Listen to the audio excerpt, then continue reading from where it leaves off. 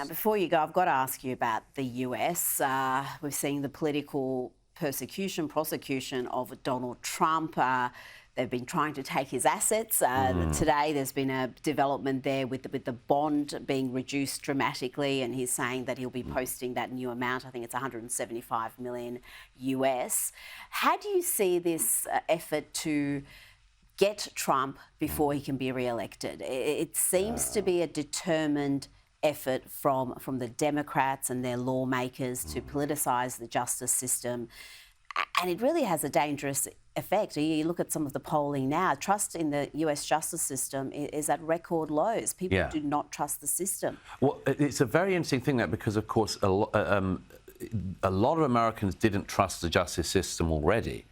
I mean, the conviction rates in the US courts, for anyone who's been through them, are astronomically high. Almost Beijing-like, but not quite. Yeah, I mean, it's teetering on 99%, you know, and so a lot of Americans who've had experience of that already distrusted it. Then you've had the sort of super politicization of things like the Supreme Court, and then the Trump persecution. I do think it's a kind of persecution. I have plenty of criticisms of Donald Trump, but if you wanted to make sure he wasn't elected again, then run a really good candidate against him and highlight the things that he did in his term of office that you disagree with.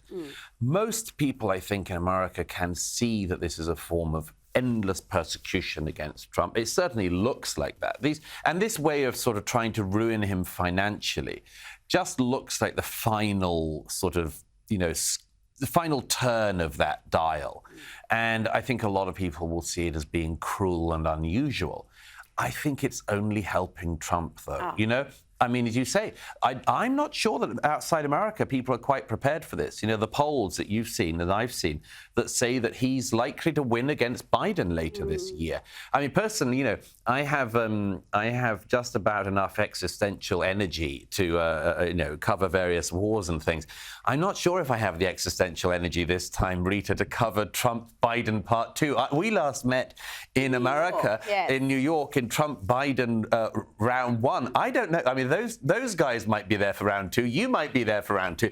I think I might be just propping up the bar, exhausted. But I'm not sure. This is going to be brutal, Rita. Oh, it is absolutely going to be brutal.